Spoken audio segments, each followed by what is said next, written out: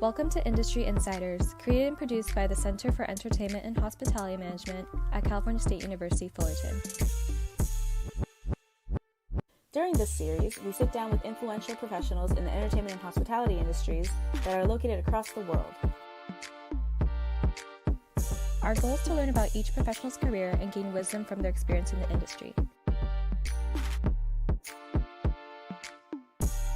This week's guest is Carolyn Owens. Carolyn is currently the music clearance manager at Fox, where she oversees the music clearance and confirmation for the marketing, management, and compliance of music cue sheets. She has over 13 years of experience in music licensing, in TV, film, and new media. She has founded her own music consulting firm, Music Four Scenes, and has worked for Entertainment Tonight and The Insider as music supervisor, where she also produced music-related segments and reviewed music releases. Please join us as we chat with Carolyn Owens.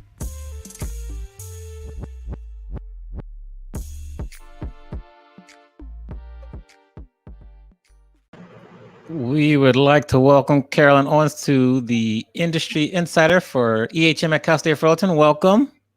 Thank you. Thank you for having me. I'm excited for today. I was surprised to see some of those videos, and then I remembered, hey, I put some of that stuff on the internet.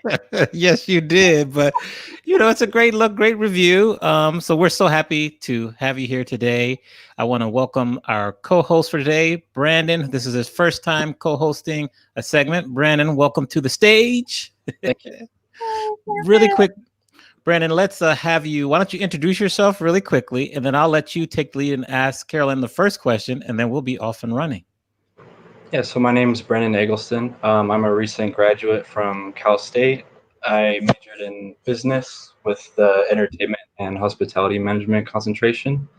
And I also started the music industry club with Professor Roberts. Awesome. Start us off, Brandon. Go ahead. First question? Yes, sir. All right. So you're manager of music clearance at Fox currently. I am. What are some of the roles of the people you interact with directly in your work? Like, who are the major players that you deal with frequently? The licensors are the most important part of my day, and that means they're the rights holders of songs. And so I contact the major labels, sometimes indie labels, sometimes independent artists, and I have to interact with them a lot. So between publishers, labels, and indie artists who own their own recordings and their own publishing shares, those are the major part of my day. Good. So my kind of follow-up question to that is, and I love the stories. I first met Carolyn at SyncCon, which was here in LA in December of 2019. And one thing that I loved was the stories you told. And so if you could share with us one of the most memorable song placements that you made in a TV show, sports event, or film that really kind of just brings back some great memories for you. So I can't talk about what I talked about at SyncCon. I know that's what you want me to talk about, and I can't. I'm literally told not to. But share another story with us. Yeah, that's what I was going to say. I'll talk about the sensitivity of clearance. Ultimately, what you're dealing with is, everybody has a specific share or should have a specific share for each song, and everything should always be settled. But unfortunately, that's not always the case. Yeah. And sometimes just asking for a clearance kind of forces songs that are maybe still in dispute or what have you, kind of forces people to get their stuff together. And so I'll give you an example of a recent artist who released a song. I don't know if he wants to be named. I try to protect people, but I'll give you the story. And he's a pretty prominent songwriter. He has had major placements. But he's just released his first recording where he's the master owner. And he does not have proper cue sheet information. Mm-hmm. And that seems like the smallest thing, right? But I also oversee cue sheets. And without that cue sheet information and without a proper registration for that song, nobody gets paid their public performance royalties. Right? Mm-hmm. And so he's registered this song. This song is being performed everywhere. It's on major playlists online.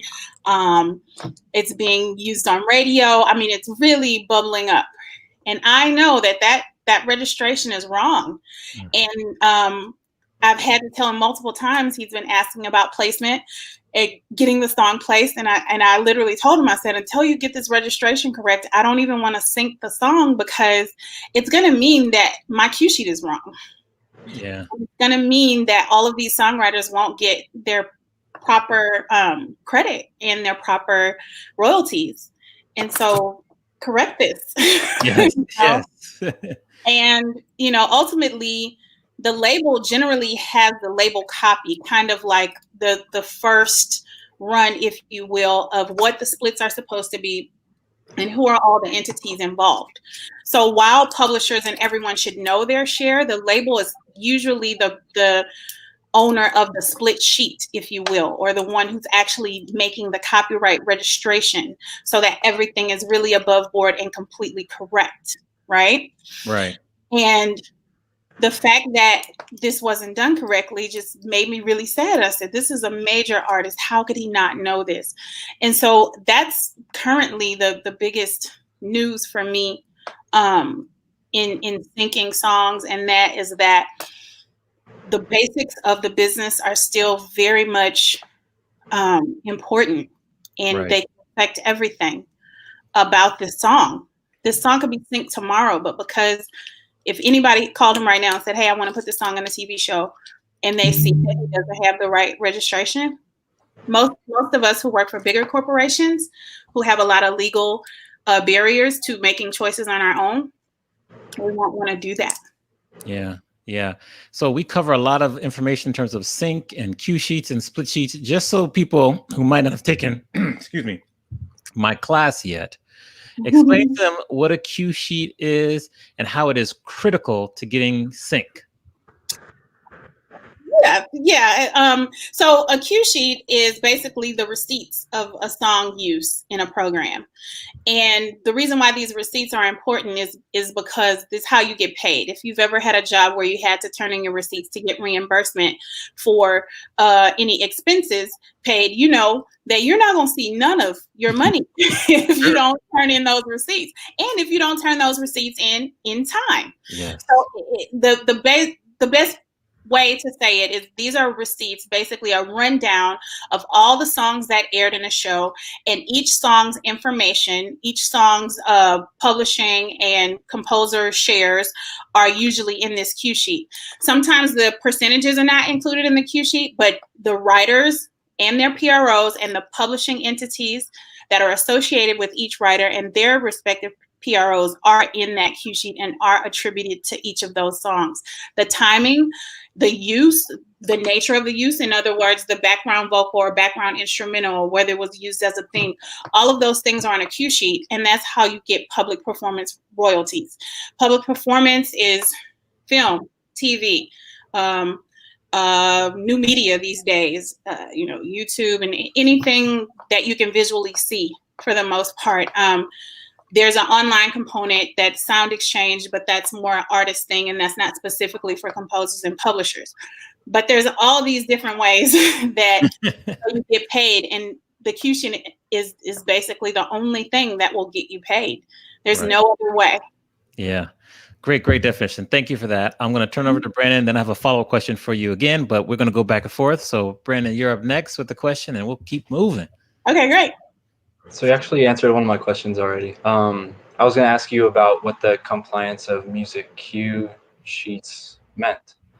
What kind of skills or background do you need to oversee that kind of job? I make fun of highly detailed people a lot, but they are the lifeblood of the music industry. People who care about numbers and percentages, and people who care about, well, this doesn't add up to 100, and people who care about the spelling of people's names, and people who care about, well, when was this song released because this person changed their publisher between this time and this time. These nitpicky people, these are the people who run the industry in terms of making sure people's songs usages are tracked properly and paid for properly. That's what you need. You need to be nitpicky. Yeah, good.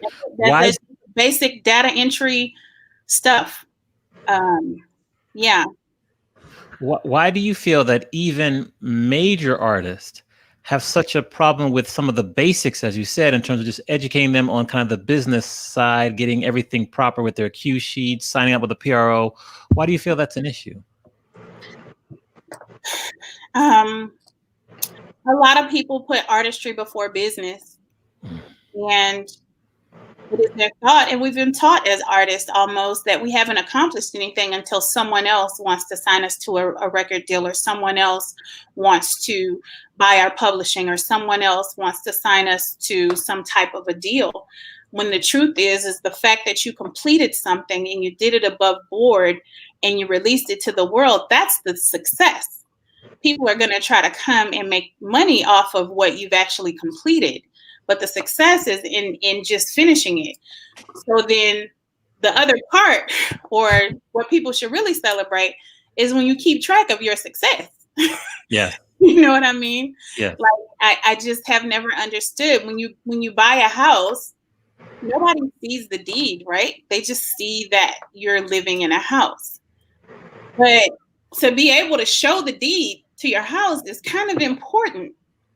And the fact that so many songwriters, I mean, major songwriters, they don't even have an Excel document of all of the songs they've written, all of, the splits, all the contact information for all the people who wrote that song with them. This is basic stuff, right?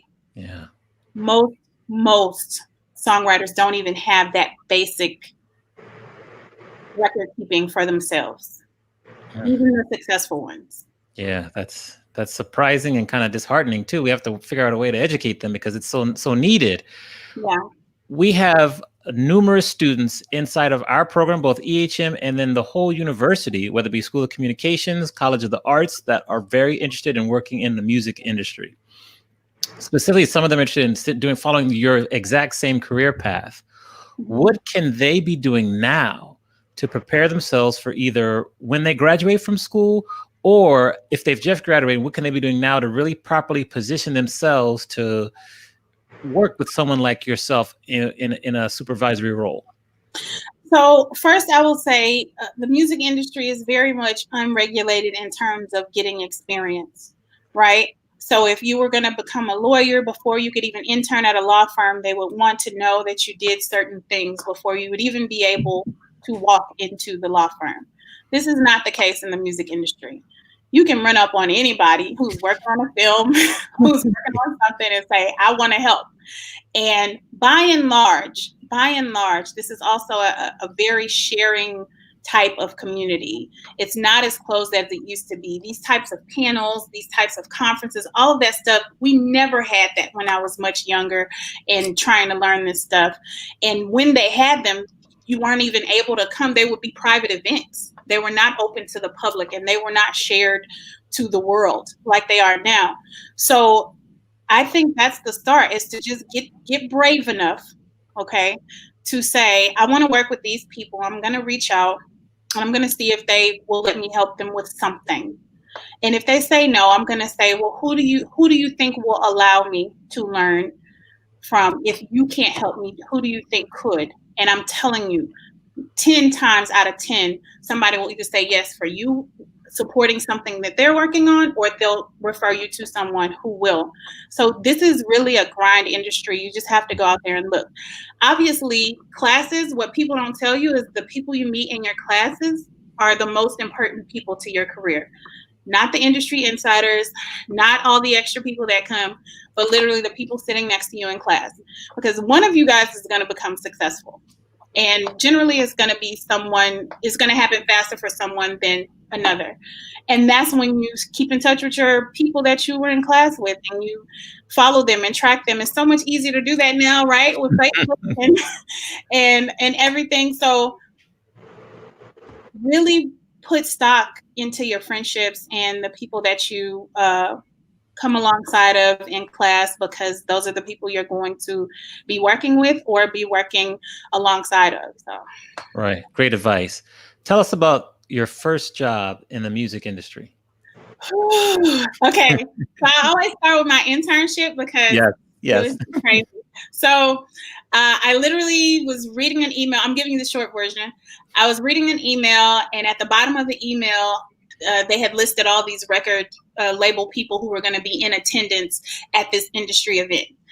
And this one name just popped out at me, even though it was probably 20 or 30 names. And this was like before Google was popping. Like the only way that you were going to even know who worked at labels was because some flyer was going around. So this was the email flyer. Her name popped out at me.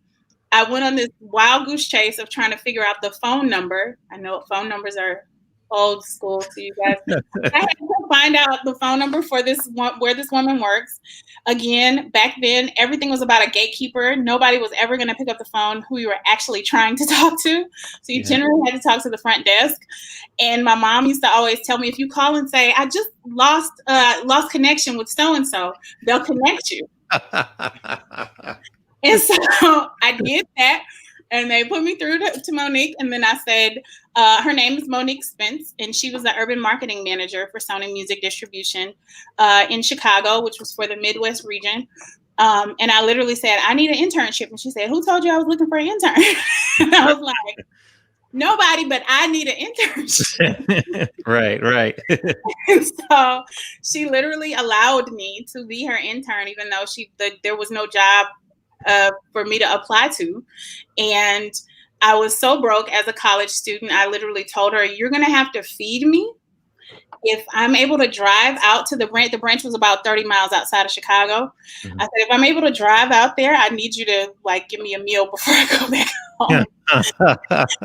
And she agreed, and she kept her promise. And I was literally there when Jill Scott came out. I was there when when the soul acts came out. When Tony had all of the soul music acts, Glenn Lewis, even Genuine, I guess, could be seen, even though it was kind of more R&B. But Macy Gray, it was the best soul music time when I was starting out as an intern.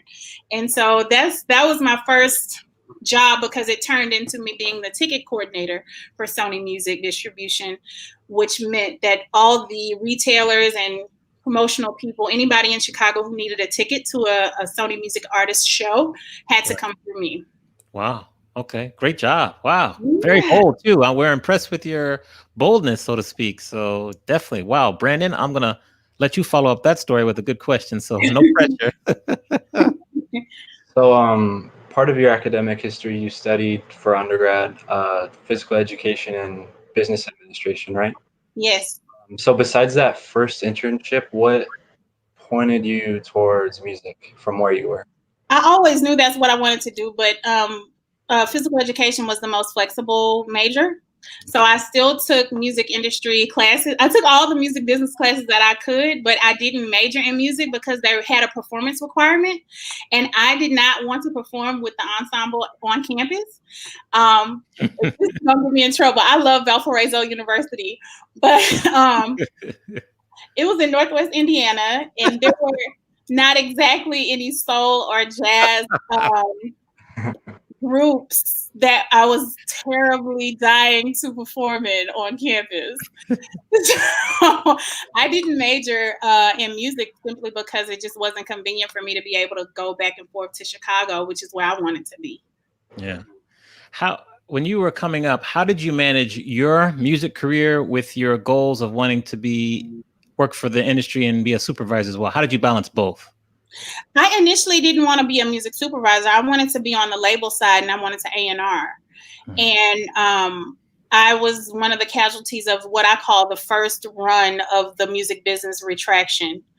And so when everybody started getting laid off and labels stopped having a branch in every other major city. I mean, labels used to have a branch in about 12 cities. And now I think it's 2 or 3. It's LA, New York, maybe Atlanta. Atlanta is starting to get a lot of buzz, but most of the branches in Chicago are no longer. Right. So I'm getting ahead of myself, I feel, but the quick answer is Yeah, I don't even know how to. Yeah, it's okay. It's okay. Yeah. We can kind of segue to this. When you're looking at skill sets nowadays, what do you feel are some important skills that people, both experienced professionals in the industry as well as up and coming and new professionals, need to have? Negotiation skills and conflict resolution. You can learn the business in and out. You can learn the basics in a week or two. Like, it's really very simple. But being able to negotiate, having good instincts, which is sometimes you can't even teach certain stuff. It's just literally you have to go through the fire.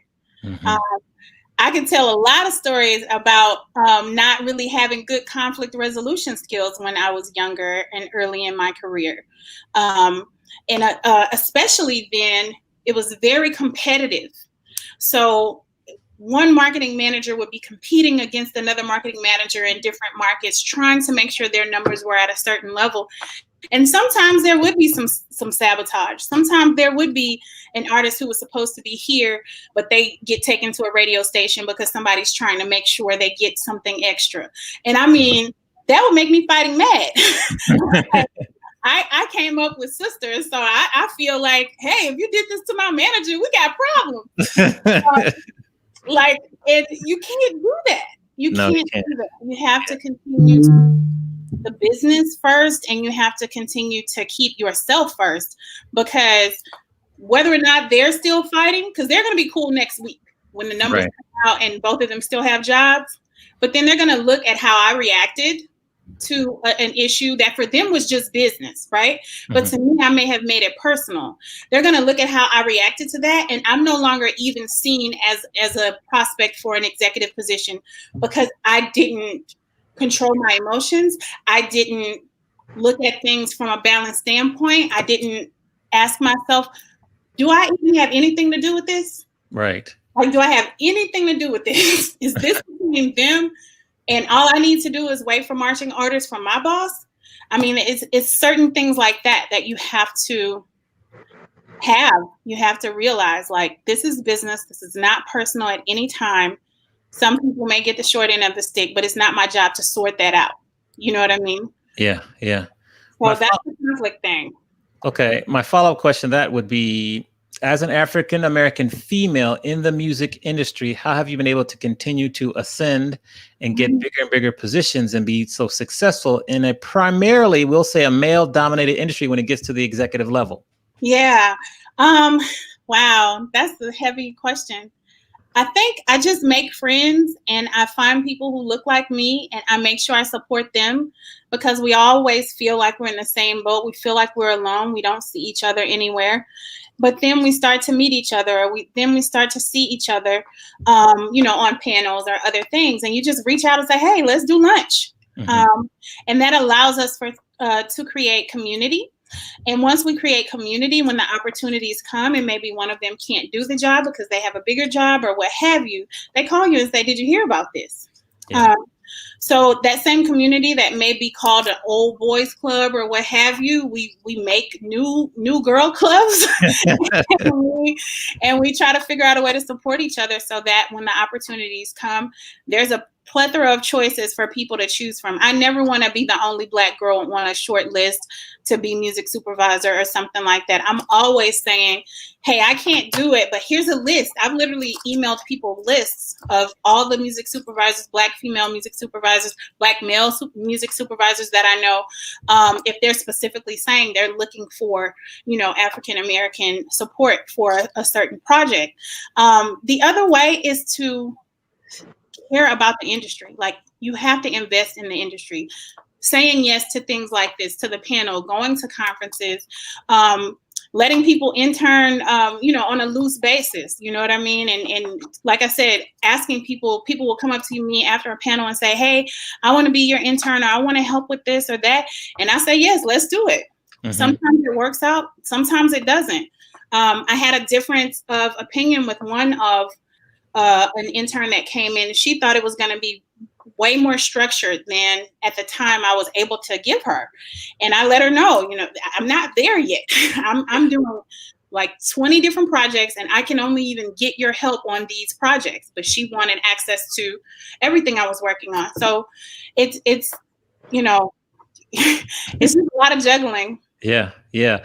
The examples and your perspective shows a high level of the growth mindset.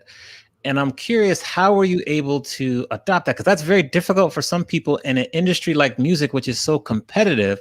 How are you able to really develop the growth mindset? Because I admire that in you, and that's not very common, especially in the music industry. So I don't want to get too personal, but I work at that. I Yeah. have always, I shouldn't say always, but I have a therapist and have for probably a good decade. I do a lot of learning that's free online. Some I pay for. I meditate a lot, and I'll credit this one class that is free right now and open to everyone because it kind of started me on this journey. It's called The Science of Happiness. Mm-hmm. I believe it's on edX, and one of the things that maybe the first or second class they talked about, they said your happiness, basically only 10% of your happiness is based on your circumstance. Mm-hmm. No matter where you get in your life, that there's only 10% that's going to be actually based on your job, your money, where you live, all that. That everything else is actually what happens. First of all, most of it is the fact that you just actually come here to the world with a certain disposition. About half of it is this is just me, right? and then most of the rest of it is actually what you do to make yourself happy. And so it's so important to me to know that if I meditate every day, no matter what's going on, if I meditate every day, 15 minutes out of my day, I'm probably going to be happier than most people I interact with all day, no matter what's going on in my life. Just because there's certain set points that you have to make to meditate and think about what makes me feel good. I like gardens and I like beaches. I created this sanctuary. When I can't actually go there, I create this sanctuary in my head and I go there every single day if I can't physically go there. And just going there puts me in a certain mindset and it improves my life. Yeah. I appreciate you mentioning mental health. For Educate and Elevate, that was the top requested kind of track in terms of content that people wanted, which really surprised me. But then when I thought about it, it didn't surprise me. So I appreciate you mentioning that and sharing. Yeah. We have another question from Dr. Ellen Kim, our fearless leader. And her question is, we put it up here on the screen real quick. It says, what are some of the biggest challenges you faced in your career and how did you overcome those? Honestly, okay. I know this is not really answering the question, but I feel it's important to say it with the question. Yes. I quit when it was time. Okay. In my positions and in my work, when it was time for me to quit, I quit. And so the biggest challenge has been accepting that it's time to quit. Accepting that this has probably run its course and I need to move on. And accepting that quitting when it's maybe not convenient, but it's time, is going to be uncomfortable. Yeah. So I've quit. I've quit one job within 2 days of starting the position. Wow. I won't name that. I've quit a job knowing that I didn't have anything lined up afterward. And I've quit a job because I wanted to move to LA. And all of those times were followed by very tough times. And that's been the biggest challenge, is knowing and trusting that I am going to be okay. But if I want a really good career, I'm going to have to quit when I know that I've exhausted my energy to do this job well. And so when if we were to ask you, we had a question from the audience, how do you know when it's time to quit? It would be when you've exhausted all your energy. Is that kind of what you're saying? Or how would you answer that question? The way I would answer that is you have to know the trajectory of the career you want before you start doing everything. Because if you don't have that roadmap, you'll never know when it's time to quit. You can't dictate it just by your feelings, because there's some places you're supposed to be uncomfortable, right? Yeah. You're supposed to always quit when it's uncomfortable.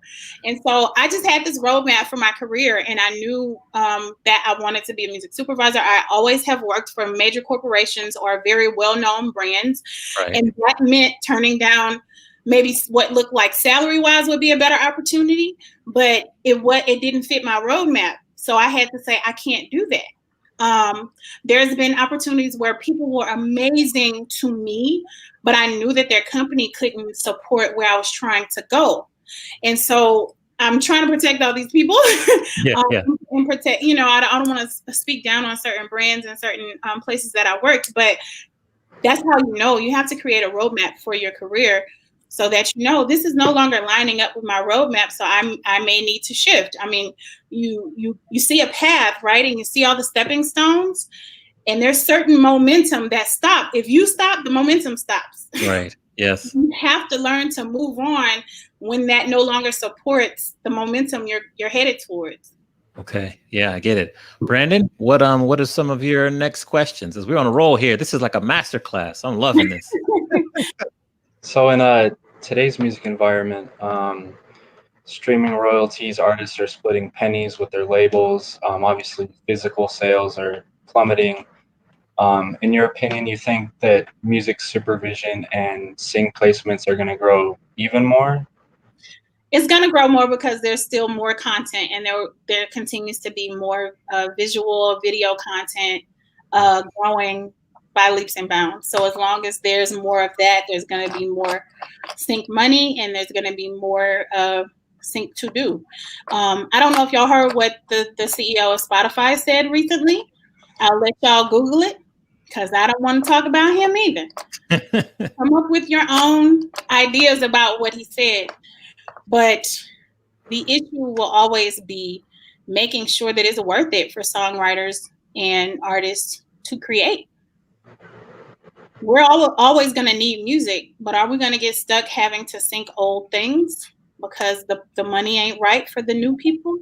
Are we going to get caught up telling the same stories musically because we don't have enough new content because the songwriters aren't being supported? Is innovation going to go away? Are we going to start hearing the same song? And these are questions that we can kind of answer now and then hope that it changes. Yes, because I'm about to say we are hearing the same songs, but go on. Are we going to stop seeing innovation, right? Because innovation comes from technology and people growing.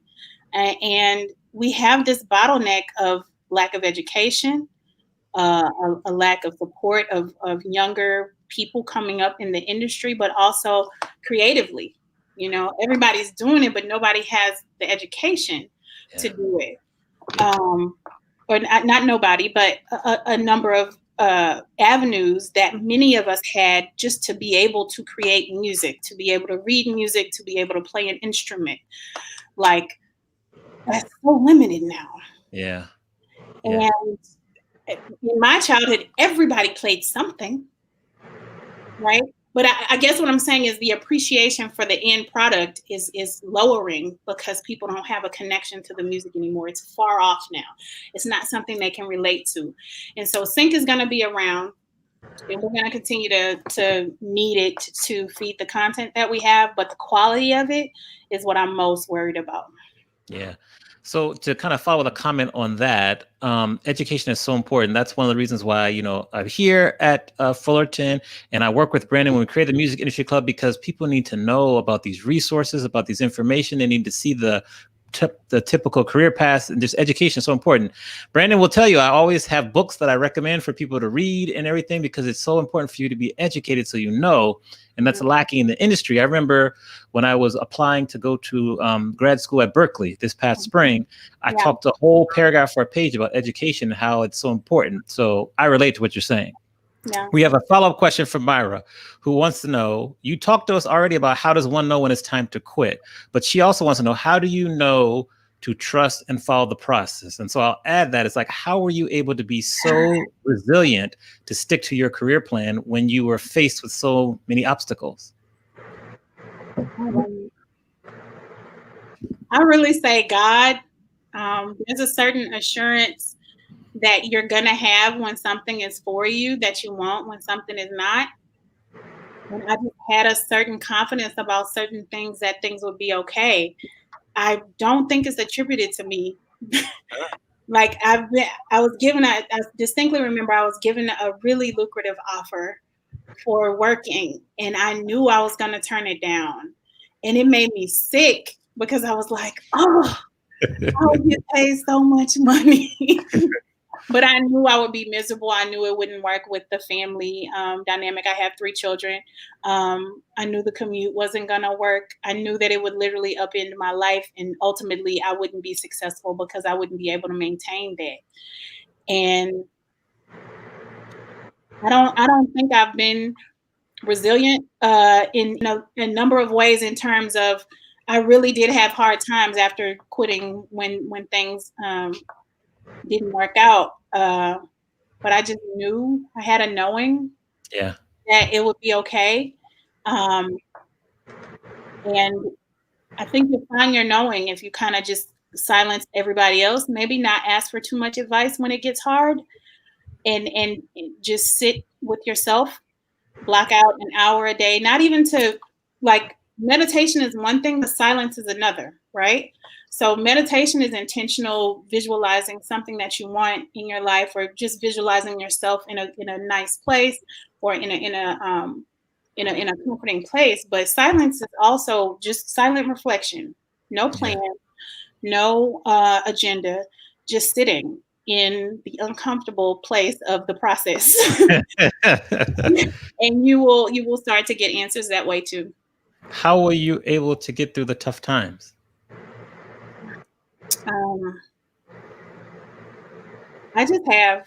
I'll just be, open and candid and personal really quickly. But in the last year before the pandemic, I have endured a divorce. My father has died. My mother has started to live with me. The whole custody thing with my children and all of that. And I've had a really good year business-wise. With my personal firm and just with my job at Fox. I love it there. I love the team we work with. We're doing some really incredible things for the industry, just in the way we do our work. And yeah, I take it all together. I don't separate it and say, I had a horrible year because these personal things were happening. I realize that it's all a part of the process. So the pandemic actually was a blessing for me. It was a time to almost recover. Yeah. To be at home, to work from home, not be obligated to take everybody everywhere, but just to be able to sit and be. If you were able to go back, I love asking this question. Brandon knows which question I'm going to ask because I love it. It just offers such great perspective.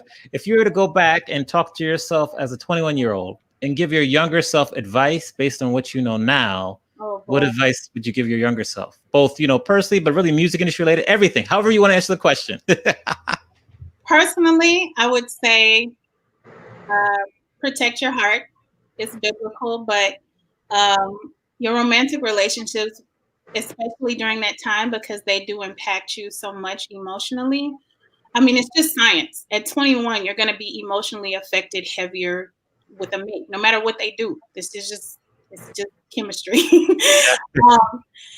Be careful about who you date and about what you give, because it has lifelong implications. Professionally, I would say just don't take anything too seriously. At 21, you cannot mess up too much. It'll become a part of the rest of your story. Don't get too upset. Don't be afraid to say, I'm sorry, I apologize. I didn't know that. Can I start over? Can I try again? I know I may have burned a bridge with you, but can you refer me to someone else? Like, you're going to make mistakes and there's going to be emails. Oh, no, I should stop there. Okay, so you can't mess up too much. The third thing is a very practical thing, and it's lifelong. Don't put anything in writing that you would not put on a billboard. Oh, okay. That includes email, that includes text messages, anything. And that's for your personal and your business. You want to talk about somebody, you better make sure a mic ain't on and you're in a room by yourself. Okay? Because everybody has hard times and people make bad decisions. And there are people who are very prominent in this industry right now, and I know they have made horrible decisions, both personal and professionally. And you cannot color people with the mistakes they make at one moment in time. So you accept that truth for yourself, right? I can't mess up too much, right? But you need to give that same grace to people around you and professionals, because we're all out here trying the best we can. Yes, we are. Yes, excellent. You are taking us to church on a Friday, as they say. Thank you, Reverend Owens. Woo. Oh, sorry. All right, Brandon, I'm gonna let you ask another question. Go ahead. Okay.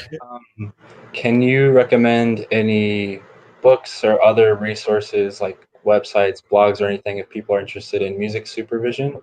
Yes. Okay. So I wish I would have sent y'all a whole thing, right? But NARIP, I always suggest that people join NARIP. Are you familiar with the National Association of Recording Industry Professionals? Oh, but we'll I research believe that. it's NARIP.com. Tess Taylor is the owner. Her interaction, she was almost the go-between, but before ASCAP had a conference and before people did a lot of panels and stuff, Tess was doing it on a micro level. And her interactions and her bringing in industry professionals and doing that really helped shape my career from starting off as a music coordinator into becoming who I am now.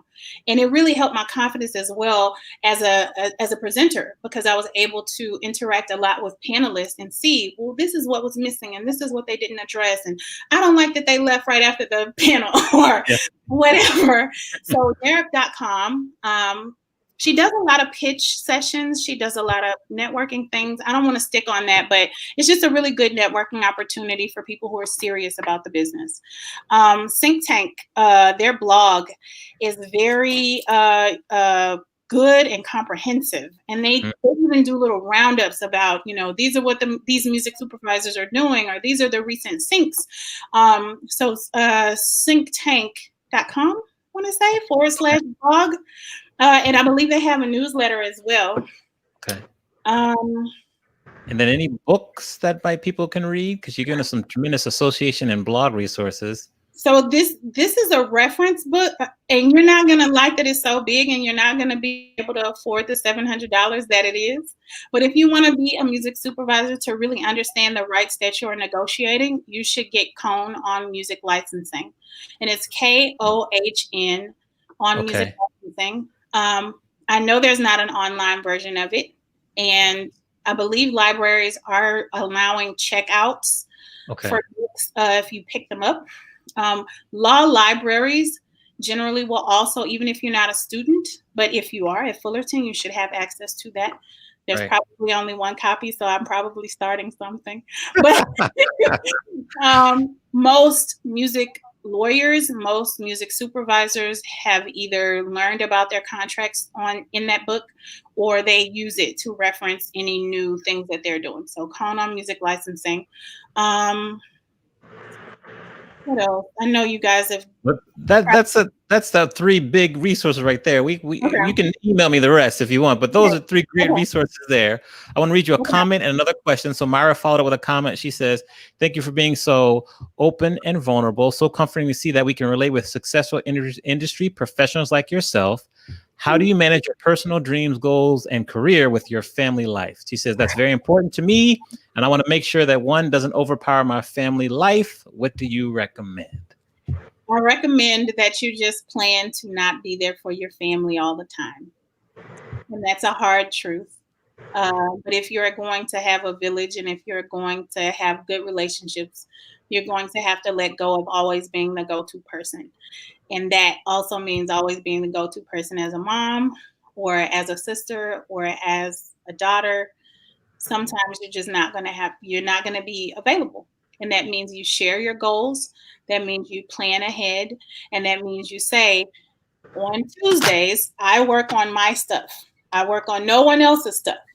And unless it's an emergency, I cannot be bothered. And that's hard to do, because especially I have 3 children and they are young. They will tell me, "You are always working," or "I don't like that you didn't do this with us," or what have you. But they also are very well versed on what mommy likes.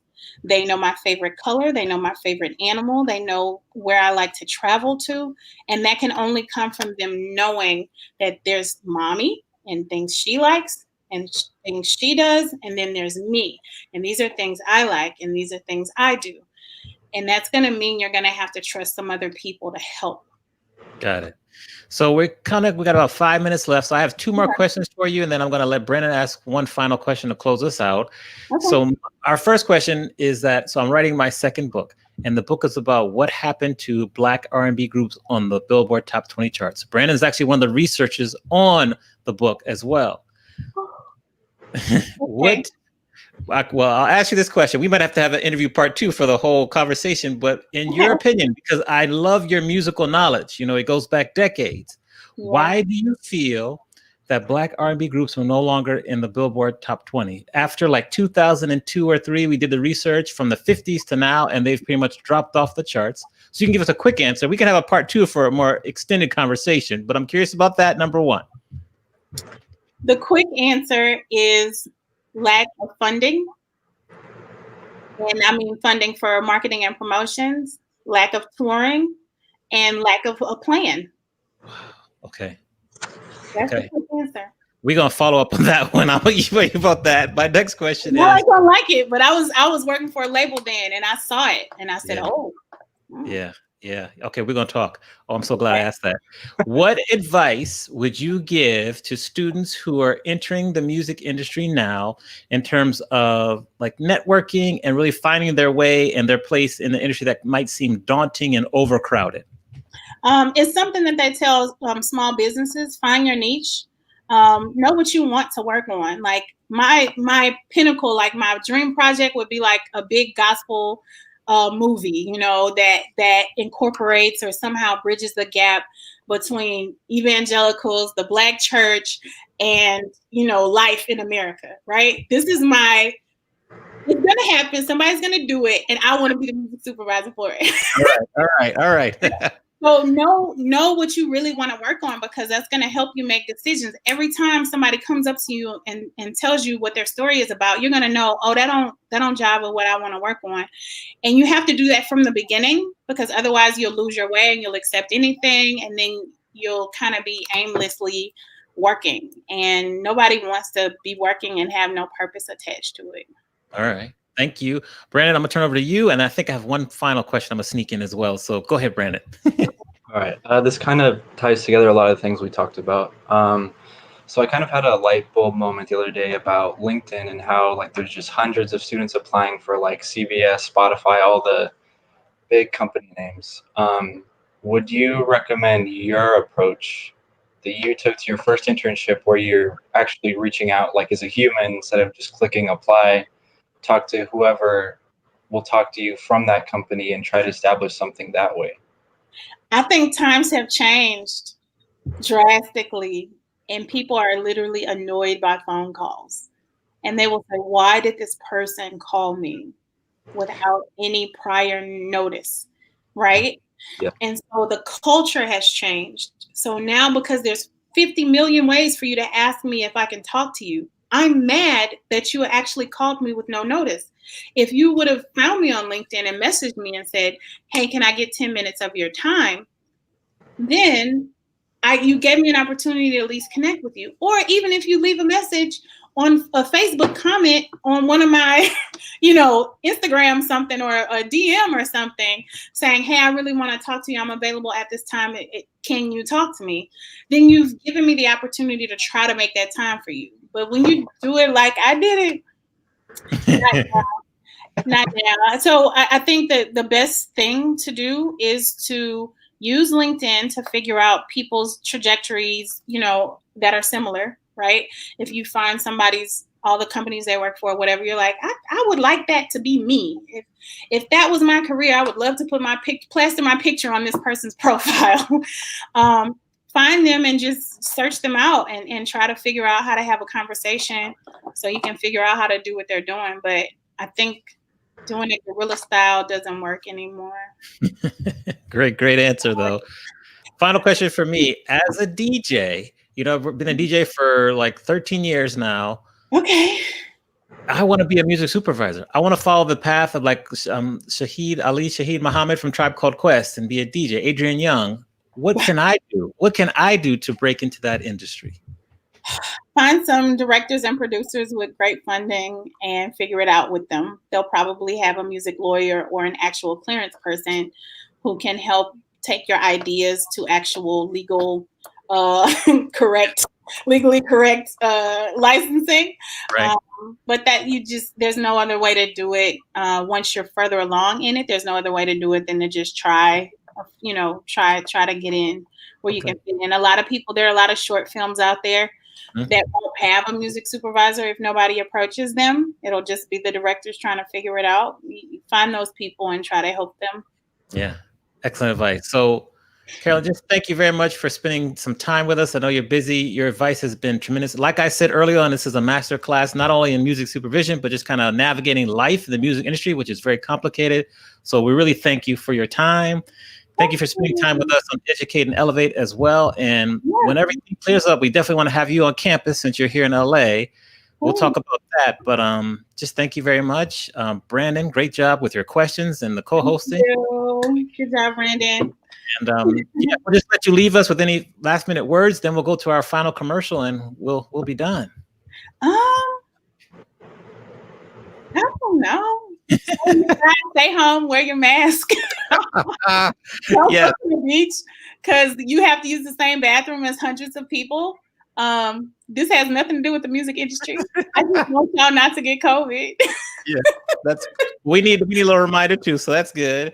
But yeah, thank you. We'll keep it rolling, but we'll be in touch. Have a great weekend, and thank you so much for your time. All right, y'all have a good week. You too. All right, let's see who'll be with us next week for our series finale. Here we go. Next week's guest is Tina Morris. Tina is currently the studio manager at The Village Studios. The Village is a world-famous Los Angeles recording complex housed in a 1920s Masonic temple. She has been at The Village for over 13 years, and she is a Berklee College of Music alumna. She began her career as a guitarist and a music production engineer. Please join us next week as we chat with Tina Morris.